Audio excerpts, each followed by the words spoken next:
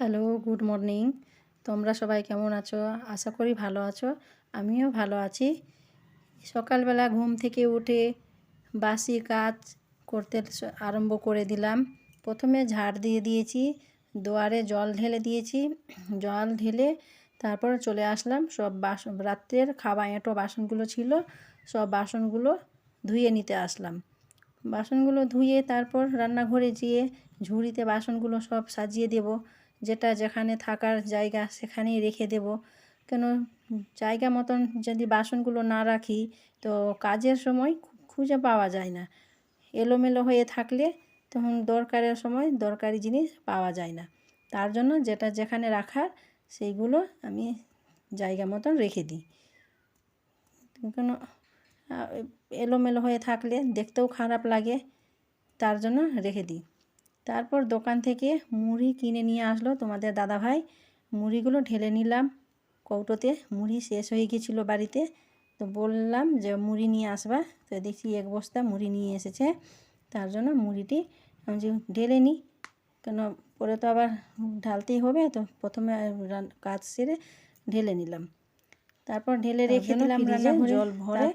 জলগুলো রেখে দিই, বোতলগুলো সব এদিক ওদিক। তারপর গড়াগড়ি তরকারি সবজিগুলো কেটে নিলাম, দেখছি বোতলে তরকারি সবজি সব আজকে এঁচড় রেখে আসবো। কেটে রেখে দিয়েছি, রেখে দিলে ঠান্ডা জল নোংরা হয়ে গেল গরমকালে। তারপরে ভাবলাম স্নান করতে নামবো, একটু ঝাড় দিয়ে ঠান্ডা জল না খাই, ঝাড় না দিলে আবার ধুলা ধুলা হয়ে আছে, নোংরা হয়ে আছে, জল খাই, পরিষ্কার করে নি ভালো। তার জন্য পুরো বাড়ি আবার ঝাড় দিতে লাগলাম। কেন, যেহেতু স্নান করতে নামবো, তো স্নান করার আগে ঝাড় দিয়ে দিলে ভালো হয়। তারপরে একেবারে বিকেলে ঝাড় দেবো, আর দিব না এখন দুপুরে। স্নান করতে নেমে আসার আগেই একটু পুরো বাড়ি বাইরে গোটাটাই ঝাড় দিয়ে দিলাম। আর এই যে আমার বাড়ির সামনে দেখছো গোলাপ, ওই যে একটা বড় গাছ, ওটা গোলাপ গাছ, বিশাল বড় গাছ আমার বাড়ির সামনে। বিশাল বড় গাছ, গাছ ভর্তি ফুল হয়ে আছে, গোলাপ ফুল। বেশ ভালো লাগে দেখতে, খুব সুন্দর লাগে। ঝাড় দিয়ে ফেলে দিলাম, পাপোশ বস্তাটাকে ঝেড়ে নিলাম, ঝেড়ে বাইরে ফেলে দিয়ে নিচে চব্বরটাও ঝাড় দিয়ে দেব। পুরোটা ঝাড় দিয়ে তারপরে গিয়ে ফুল ভেঙে স্নান করব। আজকে দিনটাও মেঘলা লাগিয়েছে, মনে হয় বৃষ্টি হবে। বৃষ্টি হলে বেশ ভালোই হয়, কারণ একটু গরমটা খুব অস্বস্তি, একেবারে একটু গাটা একটু জুড়োবে, ঠান্ডা হবে। কিন্তু সেই রকম তো বৃষ্টি হচ্ছেই না, তার জন্য খুব গরম লাগছে।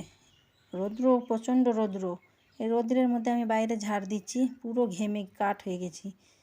কি করব, কিছু করার নাই, কাজ করতেই হবে, না করলে তো হবে না।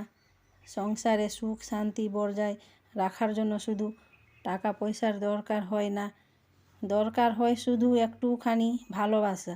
ভালোবাসা যদি না হয় তো সেই সংসারে টিকে থাকা যায় না। ভালোবাসা একতরফা হলে সেই ভালোবাসাই হয় না। ভালোবাসা কিন্তু দুই তরফাই হতে হয়, দুজনকেই ভালোবাসতে হয়। কেননা একতরফা ভালোবাসা বেশি দিন টিকে না। তো এই ছাদে উঠে পুরো আমি ভিজে গেছি, বৃষ্টি চলে বলতে বলতে তোমাদের সাথে বলতে না বলতেই বৃষ্টি চলে আসলো। বৃষ্টিতে আমি ভিজে গেলাম, যাক ভালোই লাগলো বৃষ্টিতে ভিজতে। ছোটোকালের স্মৃতি, ছোটোতে খুব বৃষ্টির জলে স্নান করতাম। তো বৃষ্টিতে ভিজে ফুল তুলছি, ভালো লাগছে বৃষ্টিতে ভিজতে। ভিজে ভাবলাম ভিজে নিই, তারপরে ফুল তুলে স্নান করে পূজা দিব।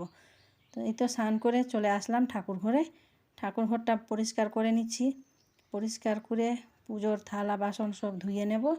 কলপারে যেয়ে পুজোর থালা বাসন ধুয়ে তারপর পুজো দিয়ে একটু চা করব। কেন, সকাল থেকে চা খেয়েছি সকালে, তাও স্নান করে উঠে পুজো করে একটু কিছু না খেলে মনটা কেমন করে। তো ভাবলাম যে একটু চা করে নেওয়া যাক, চা খেয়ে নিই, তারপরে রান্না বসাবো। সবজি তো কাটা আছে, দেরি হবে না, তার জন্য একটু চা করলাম। চা করে খেয়ে তারপর রান্না বসাবো। রান্না আজকে হবে ভাত, ডাল, করলা ভাজা, এঁচড় তরকারি